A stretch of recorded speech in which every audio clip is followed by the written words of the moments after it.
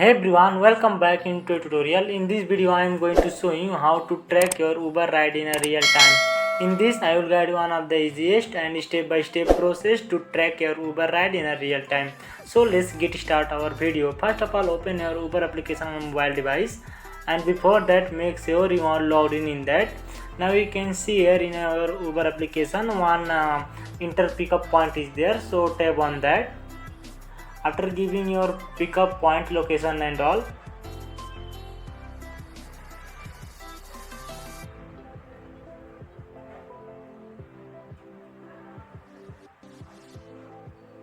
after giving this detail, now you can see here one option is there as a choose comfort, so select that. After confirming this pickup, you can see the detail of that Uber rider. So in this way you can see the full detail about that Uber, like his phone numbers, photos and his name, everything you can see related that Uber rider.